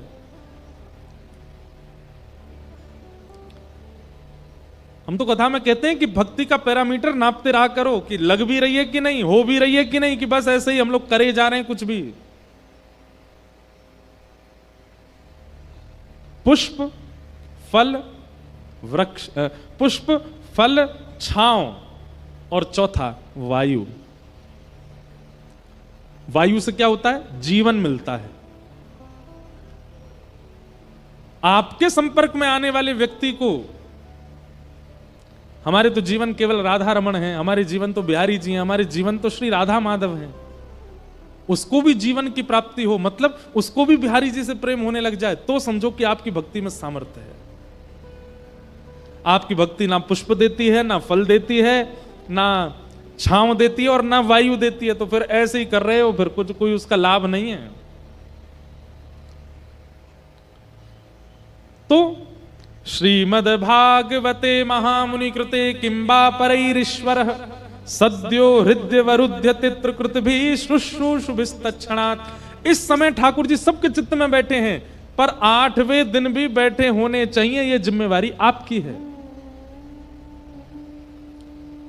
और इस जिम्मेवारी का निर्वहन करने के लिए सारे उपाय यहां बताए जाते हैं। भक्ति तो आई है जीवन में, अब वो निभानी कैसे है वो सब बताया जाता है कथा में। ऐसी श्रीमद् भागवत की कथा जिसके श्रवण की इच्छा मात्र से हरि चित्त में आ जाते हैं। श्रीमद् भागवत जी का तृतीय मंगलाचरण, ये 2 मंगलाचरण हो गए, अब तीसरा। निगम कल्प तरोर गलितम फलम सुख मुखाद्रमित द्रव संयुतम पिबत भागवतम रसमालयम मुहुर्हो रसिका भुवि भावुका। भागवत जी का अंतिम तीसरा मंगलाचरण, बहुत ध्यान से सुनिएगा। वैसे ये मंगलाचरण में व्यासों को संकेत किया जा रहा है, दूसरे मंगलाचरण में श्रोताओं को संकेत था, और तीसरे मंगलाचरण में व्यास जो मंच पर बैठे उनको संकेत किया गया। क्या? निगम कल्प तरोर गलितम फलम। श्रीमद् भागवत क्या है? ऋग्वेद, यजुर्वेद, सामवेद, अथर्ववेद, इन चारों वेदों के समूह को कहते हैं निगम। क्या कहते हैं? जैसे कहते हैं आगम, निगम, पुराण, बखाना। निगम का मतलब क्या होता है? चारों वेदों के समूह को, चारों वेदों को एक साथ यदि बोलना हो तो निगम कह देते हैं। निगम मतलब चारों वेद। तो निगम रूपी कल्प वृक्ष का, निगम वेद रूपी कल्प वृक्ष का पका हुआ फल है श्रीमद् भागवत। एक बात पता है, वृक्ष की पूरी सामर्थ्य, वृक्ष की पूरी योग्यता और वृक्ष का पूरा रस होता है फल में। आपको अगर आम खाना है तो आम का पेड़ नहीं खा सकते आप अगर आम की छाल, पेड़ की छाल निकाल करके सोचो कि भाई आम इतना मीठा होता है, हापुस आम, लंगड़ा आम, आदि आदि आम, तो छाल में भी तो मिठास होगी, इन्हीं से तो मीठा होता है। उसको खाने का प्रयास करोगे तो पूरे मुंह में कड़वाहट हो जाएगी, वो रसीला नहीं होता। कई लोग कहते हैं कि महाराज जी कथा भागवत की क्यों होती, वेदों की क्यों नहीं होती? जब हम हिंदुओं का मुख्य वेद हैं तो ऋग्वेद की कथा होनी चाहिए, यजुर्वेद की कथा होनी चाहिए। वेद की कथा नहीं हो सकती, क्योंकि वेद नियमित हैं, वेद सुरक्षित हैं, और वेद कहीं ना कहीं सबके समझने में प्रतिबंधित हैं। इसलिए वेदों का ही रस स्वरूप प्रकट किया वेदव्यास जी ने श्रीमद् भागवत। जैसे वृक्ष को आप नहीं खा सकते, लेकिन उसमें उत्पन्न फल को खाने से वृक्ष की योग्यता पता चलती है। भागवत क्या है? निगम कल्प तरोर गलितम फलम। वेद रूपी कल्प वृक्ष का फल है श्रीमद् भागवत। अगर आप भागवत की कथा सुन रहे हैं तो इसका मतलब ऋग्वेद, यजुर्वेद, साम, अथर्व सारे वेदों का एक साथ समाविष्ट आपके चित्त में हो रहा है। ध्यान से सुनिएगा। निगम कल्प तरोर गलितम फलम। भागवत जी को फल कह दिया यहां पर। तो एक बात तो अभी इसी वक्त यहां पर स्पष्ट हो जाती है कि इस पंडाल में कोई भी फल की याचना से नहीं बैठ सकता। मुझे पुत्र चाहिए, मुझे पुत्री चाहिए, मुझे व्यापार चाहिए, या मेरा घरबार अच्छा हो जाए, या ये हो जाए, पल्ली गली वाली तो मेरो ब्याह हो जाए, पल्ले गली वाले तो मेरो ब्याह हो जाए, ऐसी ऐसी कामनाएं लेकर के युवा आते हैं कथाओं में। क्या बताएं, क्या क्या मांगते हैं? महाराज जी ऐसा कोई मंत्र बताइए। मैंने कैसा? बस जिसको हम चाह रहे हैं वो हमें मिल जाए।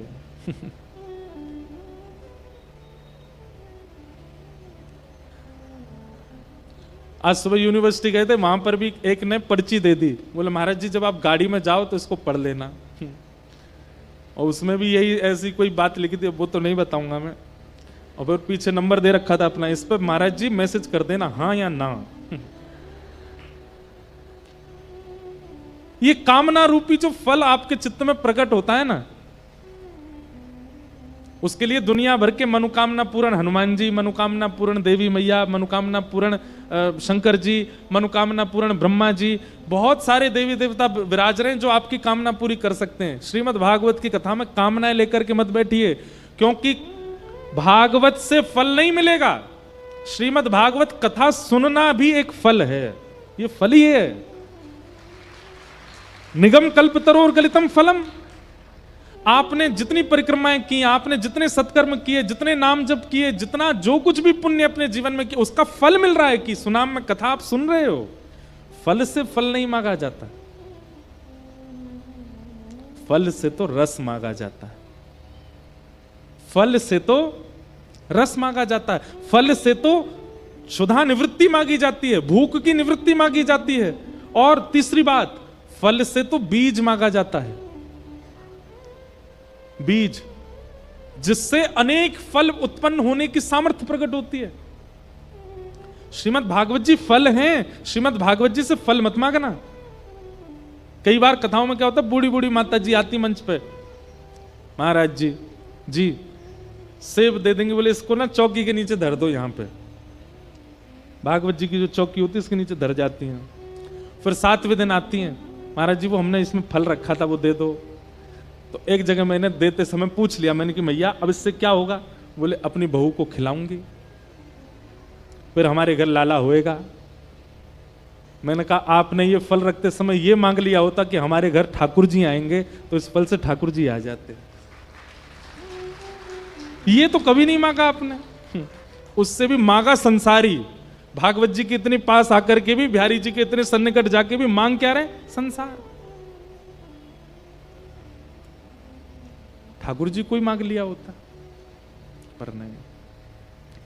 इसलिए एक बात हम पहले ही आप सबको प्रमाणित कर देते हैं, अगर कोई फल की कामना से कथा सुन रहा हो कि उसका ये काम बन जाएगा उसका, तो भैया आप गलत एड्रेस पे आए हो, कहीं और जाइए। हम पहले ही आपको संकेत कर रहे हैं, सावधान कर रहे हैं, यहां ये कामना पूरी नहीं होने वाली आपकी फल वाली, क्योंकि आप जो कथा सुन रहे हैं ये भी तो फल ही है, ये फल ही मिला है आपको।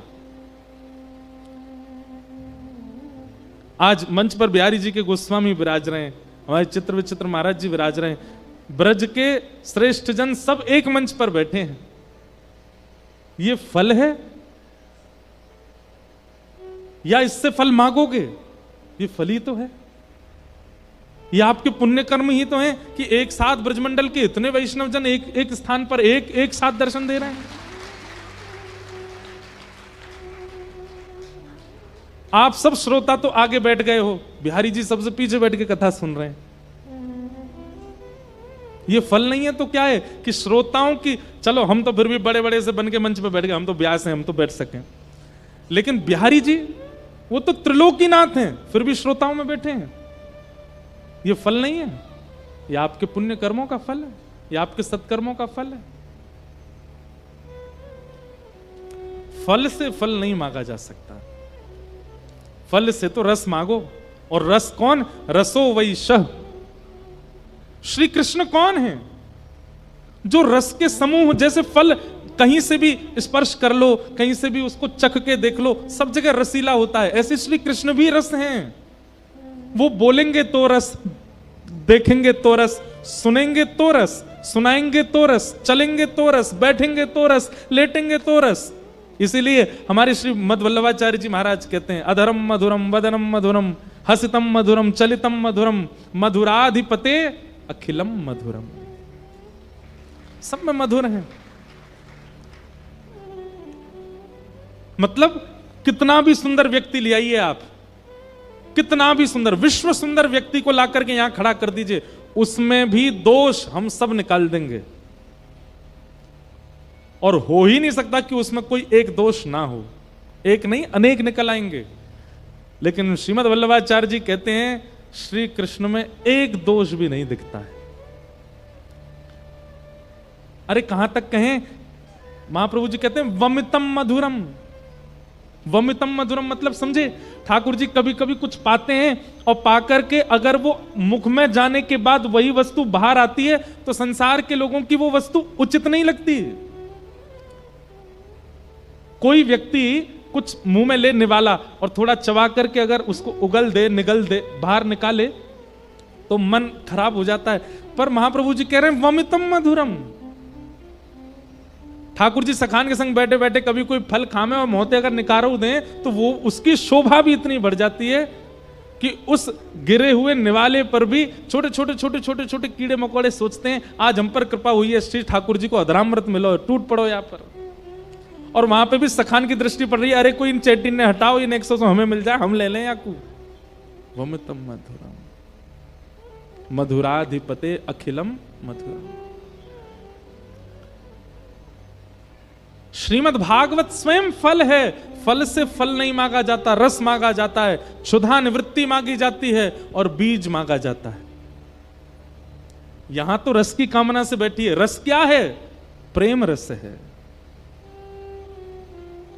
क्षुधा निवृत्ति, जो जिज्ञासा आपके चित्त में है वो जिज्ञासा पूर्ण होनी चाहिए इस कथा के माध्यम से। और तीसरा, बीज प्राप्त होना चाहिए। बीज प्राप्त मतलब हम तो भक्त हो गए, पर हमें ऐसी योग्यता मिले कि हम औरों को भी वैष्णव बना सकें, भक्त बना सकें, ठाकुर जी के बना सकें। ये बीज की प्राप्ति हो। निगम कल्पतरोर्गलितं फलम् सुखमुखाद्रमितद्रव संयुतम्। दूसरी बात, श्रीमद् भागवत जी के बगल में सुखदेव जी बैठे हैं, आप सबको दर्शन हो रहे हैं, एक बार सब प्रणाम कर लो, बोलो सुखदेव जी महाराज की। श्री सुखदेव जी, आप सब सोचते तो होंगे कभी कभी तोता क्यों बैठते हैं मंच पर, ताकि वक्ता को इनसे प्रेरणा मिलती रहे कि मैं कथा कहूं तो इनका गुण लेकर के कहूं। बहुत ध्यान से सुनिएगा। सुख में एक गुण होता है, तोते में एक गुण होता है, क्या कि वो वृक्षों में सुंदर फल ढूंढ करके उसमें मुख लगा करके उसके रस को लेता है, और फल में यदि कहीं भी कसैलापन होता है तो तोते के मुख लग जाने से वो मीठा हो जाता है, और उस फल को यदि कोई ले जाता है तो वो भी बड़े चाव से उस रस को ले लेता है, खूब मीठा हो जाता है फल। वक्ता को सुख की तरह व्यास मंच पर बैठना चाहिए। श्रीमद् भागवत रूपी फल सामने हैं, इनमें इनके सुंदर भावों को मुख में लेकर के रस लेता रहे, और सामने जितने सारे लोग बैठे इन सबको भी वह रस देता रहे। मतलब वक्ता स्वयं रस में पहले डूबे, फिर दूसरों को डुबावे। पहचान होती है फल की, अगर तोते का मुख लगाए तो मीठा ही होगा।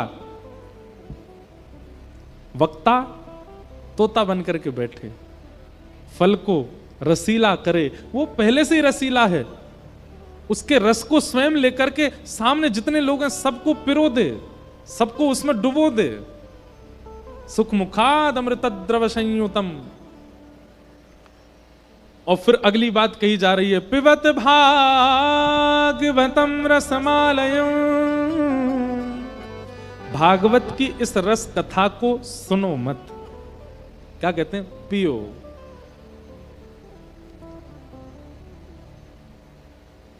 भागवत की कथा को पियो। पीने का मतलब क्या होता है, सुनी हुई बातें भूली जा सकती हैं, सुनी हुई बातें विस्मृत हो सकती हैं, पर पिया हुआ रस वो भीतर जाता है और असर दिखाता है। आप कथा सुनेंगे तो जैसे वैसे ही रहेंगे, लेकिन पिएंगे तो हर क्षण परिवर्तन होता रहेगा।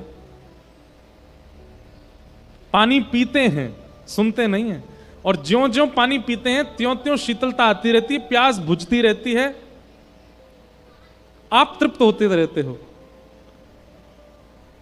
दूध पीते हैं, पीते ही दूध में जितने भी पोषक तत्व होते हैं वो सब आपके भीतर जाकर के आपके शरीर को लगने लग जाते हैं। पीने वाली वस्तु जो होती है वो तुरंत असर करती है और तुरंत आपके शरीर में दिखने लगती है, लगने लगती है। भागवत की कथा के लिए यहां पर शब्द प्रयोग किया गया, पिबत भागवतम रसमालयम। भागवत की कथा को सुनो मत, पियो। सुनते सुनते पंडाल में बैठे बैठे ही वो असर आना चाहिए आपके अंदर, जो जो बातें कही जा रही हैं वो प्रतिबिंबित होनी चाहिए आपके चित्त में, तब लगता है कि कथा पी रहे हैं। पिबत भागवतम रसमालयम।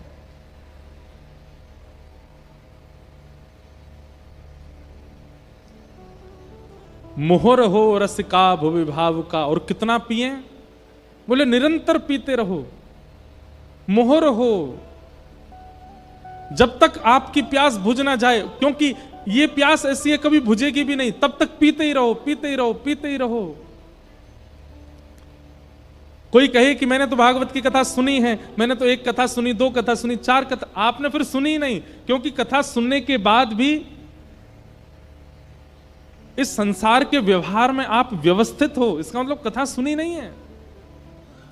कथा श्रवण के बाद तो स्थिति ऐसी हो जाएगी, फिर जित देखूं उतित श्याममयी है, जिसको देखोगे उसमें ठाकुर जी या कोई गुण दिखने लग जाएगा, सब स्थिति में प्रसन्न रहने लग जाओगे, कोई चिंता नहीं, कोई ममता नहीं, कोई किसी भी प्रकार का अन्य कोई व्यवहार चित्त में फिर टिक नहीं पाएगा, सब स्थिति में व्यवस्थित हो जाओगे। पिबत भागवतम रसमालयम, मोहर हो रसिका भुवि भावुका। पीते रहो। श्रीमद् भागवत में पृथु महाराज का चरित्र आता है। पृथु महाराज कहते हैं कि हे नाथ, कृपा करके मुझे सहस्त्र कान दे दो।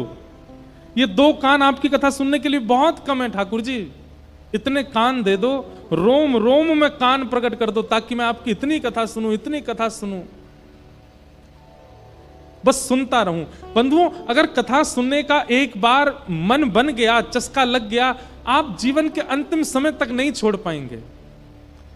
हमारे श्री हनुमान जी महाराज के हनुमान चालीसा में उनको लड्डू प्रिय ऐसा कहीं नहीं लिखा, उनको अकौआ के पत्र प्रिय ऐसा कहीं नहीं लिखा। हनुमान चालीसा में श्री हनुमान जी महाराज को मंगलवार के दिन चोला चढ़ाओ ऐसा कहीं नहीं लिखा, पर हनुमान चालीसा में लिखा है, प्रभु चरित्र सुनवे को रसिया, राम लखन सीता मन बसिया। मैं तो एक बात कहता हूं अपने श्रोताओं से कि भैया बिहारी जी के सामने जाओ, राधा रमण जी के सामने जाओ, राधा वल्लभ जी के सामने जाओ, सुंदर सुंदर गीत सुना करके आओ, सुंदर सुंदर भाव सुना करके आओ, पर श्री हनुमान जी के सामने जब जाओ तो एकांत में कहीं कोने में बैठ करके सुनी हुई वैष्णवों की कथा सुना करके आओ। आप लड्डू का भोग ले जाते हैं, आप चोला चढ़ा के आते हैं, आप अकौआ के पत्र चढ़ा के आते हैं, राम नाम राम राम लिख लिख करके बहुत कुछ अर्पित करते हैं। एक बार हमारे कहे से हनुमान जी महाराज के मंदिर परिसर में पीछे कहीं कोने में बैठ करके और कोई चरित्र सुन लीजिए भागवत कथा का और जाकर के सुना दीजिए हनुमान जी को। आप अनुभव करेंगे श्री हनुमान जी महाराज इतने प्रसन्न हो जाएंगे, आपके जितने काम रुके पड़े होंगे, जितने आर्त आपके ऊपर आ गए होंगे, हनुमान जी कहेंगे भैया जी कथा सुनावे आवे, बात तो सुन ले करो पहले पूरी, पहले ही ताली बजा दें। हनुमान जी महाराज कहेंगे भैया जे कथा सुनावे आवे, ये व्यास जी हैं हमारे, इनके जीवन में कोई बाधा नहीं रहे, ताकि ये रोज आते रहे, रोज कथा सुनाते रहे, इसलिए इनके सब जितनी पीड़ाएं सब दूर करो। प्रभु चरित्र सुन वे को रसिया। कभी जाइए श्री हनुमान जी के मंदिर में मंगलवार के दिन खूब भीड़ होती है, कोने में बैठ जाओ, दर्शन भी मत करो, कोने में बैठ करके और श्री हनुमान जी महाराज से नेत्र बंद करके एक ऐसा कनेक्शन से बना के और कोई चरित्र सुना दो, मीराबाई का चरित्र सुनाओ, नरसिंह मेहता का चरित्र सुनाओ।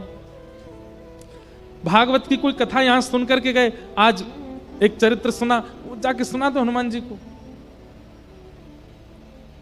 हनुमान जी को बहुत प्रिय है। अच्छा एक बात बताएं आपको, कथा सुनवे वाले रसिकन को ठाकुर जी ने हर तरीके से स्वीकार किया। पहला प्रमाण श्री हनुमान जी महाराज, राम जी कहते हैं मुझे लक्ष्मण भरत शत्रुघ्न से भी ज्यादा यदि कोई प्रिय है तो वो श्री हनुमान जी हैं। और हनुमान जी में गुण क्या है? प्रभु चरित्र सुनवे को रसिया। दूसरा, तब कथामृतम तप्त जीवनम कविभिरेडितम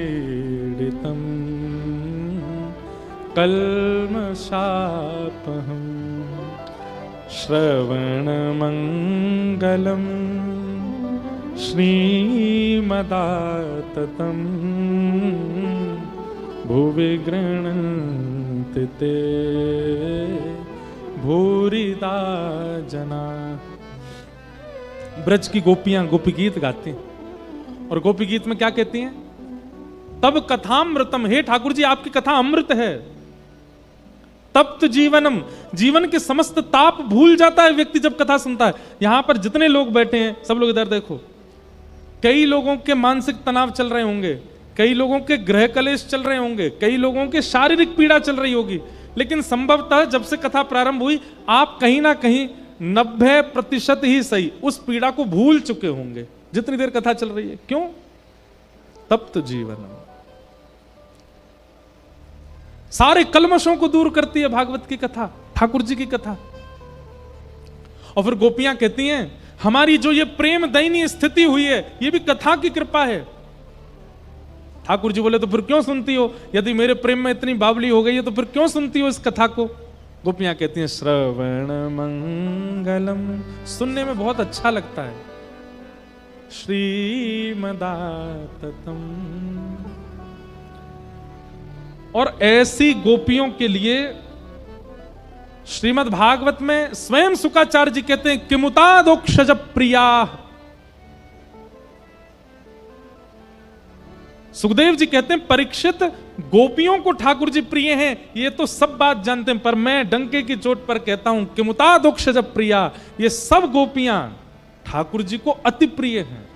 क्यों? क्योंकि गोपियों की कथा में रुचि है। हनुमान जी प्रिय, गोपियां प्रिय, और तीसरा रुक्मणी जी, उनते तो ब्याह कर लियो ठाकुर जी ने। अपनी प्रथम पत्नी के रूप में रुक्मणी जी को स्वीकार किया। और रुक्मणी जी जब ठाकुर जी को पत्र लिखती हैं, पत्र में क्या कहती हैं? श्रुत्वा गुणान भुवन सुंदर शतामते निर्विश्य कर्ण विवरे हर तुंगतापम। रुक्मणी जी ने 7 श्लोकों का पत्र भेजा था भगवान के पास, लेकिन भागवत जी कहती हैं, भागवत जी में तो 7 श्लोक हैं, लेकिन एक हमारे पंढरपुर के एक वैष्णव कह रहे थे ठाकुर जी ने पहला श्लोक सुना, ब्राह्मण को दिया था, हे ब्राह्मण देवता किसी रुक्मणी का पत्र आया, जरा पढ़ के बताओ क्या लिखा है। ब्राह्मण देवता बोले ठाकुर जी निजी बात हो सकती है, मुझसे क्यों पढ़वा रहे हो। ठाकुर जी बोले हमारी बात कोई निजी नहीं है, सब कथा वक्ता मंच से सब बोल देते हैं, हमारी कोई प्राइवेसी है नहीं, तो बोल दो आप भी। तो ब्राह्मण पत्र पढ़ने लगे। ब्राह्मण ने जैसे ही पढ़ा श्रुत्वा गुणान भुवन सुंदर शृण्वतामते निर्विश्य कर्ण विवरई हरतोंगतापम, इतने में तो ठाकुर जी उठ गए अपने सिंहासन से। बोले पता लिखा होगा नीचे, कहां से आया पत्र? बोले कौंडन्यपुर से आया है, भीष्मक राजा की बेटी रुक्मणी है। ठाकुर जी बोले चलो हमारे साथ, इन्हीं से ब्याह करेंगे। ब्राह्मण देवता बोले इतनी जल्दी? ने देख तो लो ठाकुर जी, रूप रंग कैसो है, नाक कैसी है, आंख कैसी है, व्यवहार कैसो, स्वभाव कैसो। ठाकुर जी बोले संपूर्ण रूप, संपूर्ण गुण और संपूर्ण स्वभाव पत्र की पहली पंक्ति में ही लिखा है। क्या? श्रुत्वा गुणान भुवन सुंदर शृण्वतामते। ये जो भी कन्या है ये ऐसा प्रस्तुत कर रही हैं कि इन्होंने हमारी खूब कथा सुनी और इनको कथा सुनने में बहुत रुचि है। हे ब्राह्मण देवता, कथा सुनने में रुचि है, या को मतलब या में सेवा धर्म भी होगो, या को मतलब या को सौंदर्य भी होगो, या को मतलब या को स्वभाव भी शांत होएगो, या को मतलब या को व्यवहार भी निर्मल होएगो। ये सर्वगुण संपन्न है क्योंकि कथा सुनती है, इसलिए इसी से ब्याह करेंगे हम। और ठाकुर जी गए, रुक्मणी जी से जाके ब्याह कर लिया। हनुमान जी को प्रिय दास के रूप में स्वीकार किया। क्यों? कथा के रसिक। गोपियों को अपनी प्रिय प्रियसी के रूप में स्वीकार किया क्योंकि कथा के प्रति रुचि है। रुक्मणी जी को ठाकुर जी ने पत्नी बना लिया क्योंकि कथा में रुचि है। हम आप सब अभी तक स्वीकार नहीं किए गए हैं। क्यों?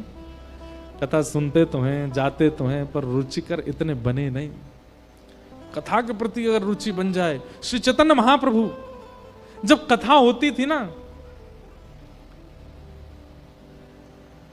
एक लीला ऐसी आती है कि महाप्रभु, श्री चैतन्य महाप्रभु कथा बैठ के सुन रहे थे, उनके शिष्य सुना रहे थे, और उस कथा प्रसंग में उनके शिष्य कहने लगे कि ध्रुव जी महाराज ठाकुर जी का स्मरण कर रहे थे और एक क्षण के लिए ठाकुर जी की झांकी ध्रुव जी के चित्त में प्रकट हुई, और एक क्षण के लिए वो अनुपम झांकी प्रकट होते ही अंतर्ध्यान हो गई।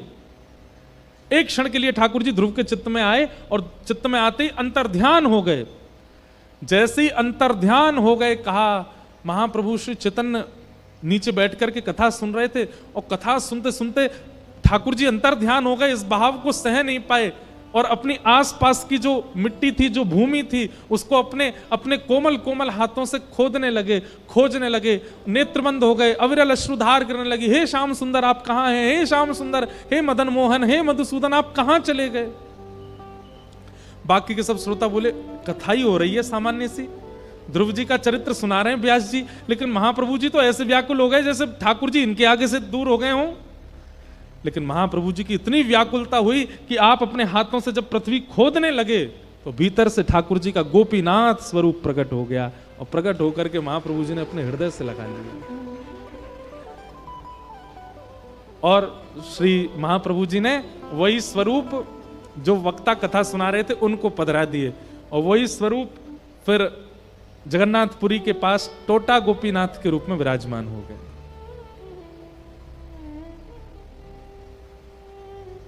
बंधुओं, कथा आपको लगता है कि केवल पंडाल लग गया, लाइट लग गई, मंच बन गया, एसी लग गए, टीवी लग गई, एलईडी लग गई, माइक लग गया, संगीतकार आ गए, व्यास जी बैठ गए, कैमरा लग गए, लाइव चालू हो गई कथा। एक कथा का एक स्थान पर जब सुनिश्चितकरण होता है ना जाने कितनी दैविक शक्तियां वहां आकर के विराजमान हो जाती हैं, न जाने कितनी देवी देवता आकर के वहां आकर के कथा का श्रवण करते हैं। ये तो भागवत जी प्रमाण देती हैं इस बात का। उस समय यदि कोई भाव विह्वल होकर के कृष्ण की प्राप्ति के भाव में आ जाए तो भैया, अब तक मैं कथान में कहो करता हूं कि अगर ठाकुर जी मिलेंगे तो 2 जगह मिलेंगे, या तो यमुना जी के तट पर या गिरिराज जी की तलेटी में। लेकिन आज फिर कह रहे हैं 3 जगह मिलेंगे, या तो यमुना जी की तट पर, गिरिराज जी की तलेटी में, या भागवत की कथा में मिल जाएंगे। लेकिन कोई उस श्रोता की स्थिति में बैठ करके सुने तब कि 25 आज 25 है, हाँ, तो 26 और 27 2 दिन कहे थे। सुबह 11 से 12 ठाकुर जी दर्शन देंगे, पर नेक और विलंब से ही आइयो, 11:30 से 12:30 देंगे।